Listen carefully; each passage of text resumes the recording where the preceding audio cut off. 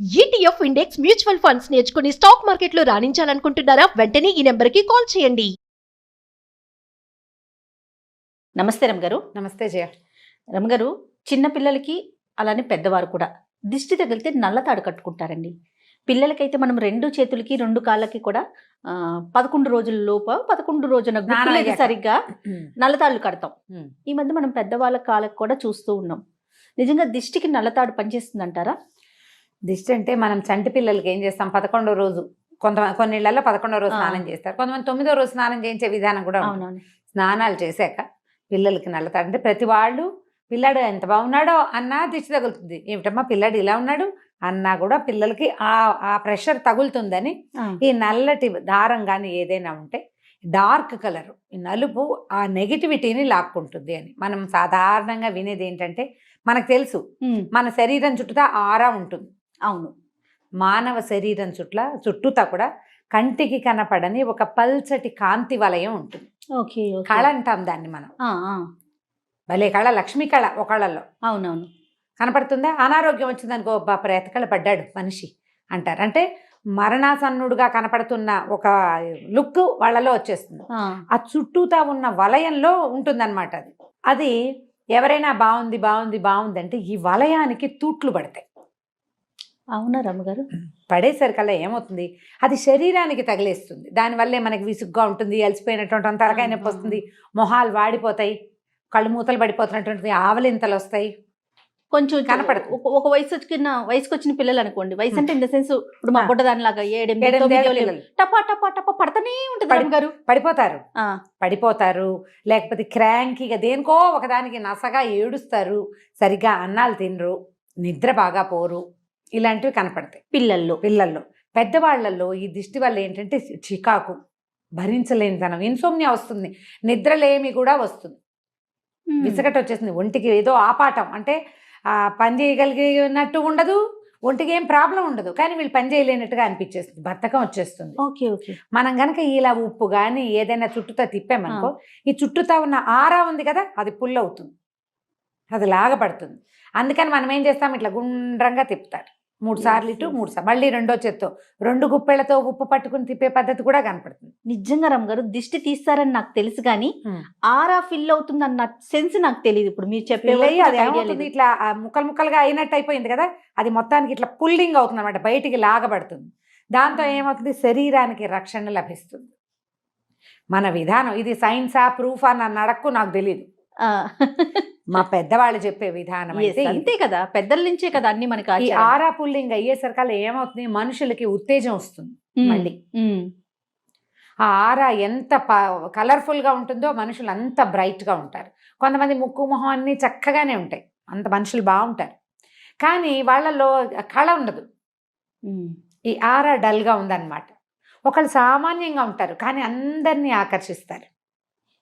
వాళ్ళలో అంటే వాళ్ళ లోపల ఉన్న తత్వాన్ని బట్టి ఆరా ఇంకా బ్రైట్ అవుతుంది. మామూలుగా అందరికీ ఉంటుంది, లోపల చాలా ఉత్సాహవంతులు, ఇతరులకి సహాయం చేసేవాళ్ళు, ఏ చెడు ఆలోచనలు ఉండవు, స్వార్థపరులు కాదు, మంచి లక్షణాలు ఉన్నాయనుకో, ఆత్మ అద్భుతమైంది వాళ్ళది.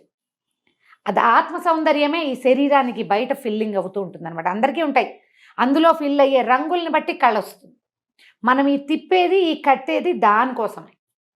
ఈ నల్ల తాడు కట్టుకున్నాం అనుకో, ఏదైనా వచ్చిన మన మీదకి వచ్చినటువంటి చెడు దృష్టి, చెడు ఆలోచన ఈ తాడు లాగేస్తుంది. ఈ తాడుని ఎక్కువ రోజులు ఉంచారు. చంటి పిల్లలకి మొలతాడు కడతామా, నెల నెలా మార్చేస్తుంటాం. ఈ పిల్లలకు కట్టిన తాళ్ళు కూడా కొన్నాళ్ళకి మాసిపోతే తీసేస్తాం. అవునవును. తర్వాత కాలికి కట్టుకుంటే అది కూడా 3 ముళ్ళేసి ఒక నల్లతాడు. రెగ్యులర్గా ప్రజల్లోకి వెళ్ళేవాళ్ళు, తరచుగా ఏదో డల్ అయిపోతున్నాం మనం, ఏమి అనారోగ్యం లేదు, ఏమిటో డల్గా ఉంటుంది, వాళ్ళు కూడా ఒక నల్లదారం తీసుకోవటం, 3 ముళ్ళు వేయటం దానికి, ఆ తాడుని కాలికి కట్టుకోవటం. అది కనిపించినా కనిపించకపోయినా ఎవరో ఒకళ్ళకి కనపడినా సరిపోతుంది. కాటుకు పెడతాం, చుక్కలు పెడతామా, కొంతమంది పిల్లలకి ఇక్కడోటి ఎన్ని చుక్కలు పెడతారో, అరికాల్లో ఒకటి, అవునవును, ఇవన్నీ పెట్టుకుంటామా. ఇవన్నీ ఏంటంటే దాన్ని తీసుకుంటాయన్న నమ్మకం. తీస్తాయా తీయవా అనేది వేరే కదా. మన నమ్మకం, అది మన నమ్మకం. అయితే ఈ నల్ల తాడుని ప్రతి నెలా మార్చుకోవాలి. నిన్న కొత్త అమావాస్య వెళ్ళింది కదా, ఏది మన ఉగాది పండగకి ముందు రోజు, ఆ రోజున ఇంటికి కట్టిన దిష్టి గుమ్మడికాయలు కడతామా, అవును, అవి కూడా మార్చుకుంటారు. సంవత్సరం అంతా ఉంచుకున్నా కొత్త అమావాస్య రోజున తీసేయటం, మళ్ళీ ఫ్రెష్ కాయలు పెట్టుకుంటారు. అవన్నీ కూడా మనకి ఈ నరదృష్టిని నివారించడానికి. మనము మనుషులమే కదా, మనం కూడా చూస్తాం కదా, మన కంటికి కూడా అలా అవుతుందంటే నరుడి కంటికి నల్లరాయి పగులుతుంది. అందులో నరుడులో నువ్వు ఉన్నావు, నేను ఉన్నా, కెమెరామెన్ మహేష్ కూడా ఉంటాడు, అందరూ ఉంటారు. మనమే ఎంత బాగుందో ఎంత బాగుందో ఎంత బాగుందో అంటే మనకు అది గుర్తొస్తూ ఉంటుంది. లేకపోతే బాగోలేదని ఏమిటో వాళ్ళు అలా ఉన్నారు అదే గుర్తొస్తుంది. అవును అవును. మన ప్రెషర్ వాటి మీదకి వెళ్ళిపోతుంది. నల్లతాడు లక్షణంగా కట్టుకోవచ్చు, పిల్లలకి కట్టచ్చు. మనం కాశీదారాలు, దేవుడి తాళ్ళు అవి కట్టుకుంటాం తాయెత్తు. 3 రోజులే వాటి లైఫ్. 3 days కట్టుకోవాలని చెప్తారు. 3 రాత్రులు మనతో అది నిద్ర చేస్తే తర్వాత ఇంకా దానికి శక్తి ఉండదని చెప్తారు. ఈ తాడు కట్టుకుంటారు, అలాగే ఉంచుకుంటుంటారు. అవి మురికిగా అయిపోయి దరిద్రంగా ఏడుస్తాయి. అవును, మురిగ్గా ఉంటాయి, పనిచేస్తాయా. 3 days కట్టుకోవాలి. నల్లతాడు అయితే మాత్రం ఒక నెల. ఈ నల్లతాడు మనమే స్వయంగా కట్టం, దేవుడివి ఆ ఊరు నుంచి తెచ్చిన కాశీదారాలు అవి కాదు కదా. మనం 3 ముళ్ళు వేస్తే ఒక నెల రోజులు అమావాస్య నాడు ఊడదీసి మళ్ళీ అమావాస్య నాడు కట్టుకోవచ్చు. నల్లది మొలతాడు దొరుకుతుంది కదా అమ్మగారు, అది కట్టుకోవచ్చు. కాటన్ తాడైతే ఊడిపోకుండా, నైలాన్ థ్రెడ్ వస్తుంది తెలిసే ఊడిపోతుంటుంది. కాటన్ తాడు అనుకో దాని ఈజీ ఏంటంటే, ఇప్పుడు మధ్యలో 3 ముళ్ళు వేసామో 2 కొసలకి 2 ముళ్ళు వేసి పెట్టుకున్నాం అనుకో, మనం ఆ 2 మూడేసి ఇంకా ఊడిపోవు. ఎడ్జిలో 3 ఉంటుంది కదా, వేసి పెట్టుకోవచ్చు. పెద్దవాళ్ళు కూడా కట్టుకోవచ్చు. మనకేంటంటే ఇది మనల్ని రక్షిస్తుందన్న భావన ఉంది చూడు, అది ప్లస్. అది మనకి ప్లస్ అవుతుంది. అవునవును. ఇది ఇప్పుడు ఫ్యాషన్ గా కూడా కట్టుకుంటున్నారు కదా.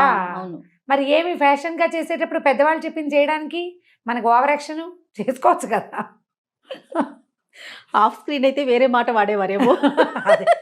ఆఫ్ స్క్రీన్ అయితే ఇంకో మంచి పదం వాడేదాన్ని. నిజంగానే మనం కాదు జయ, ప్రతిసారి పాత పద్ధతిని ప్రశ్నిస్తాం.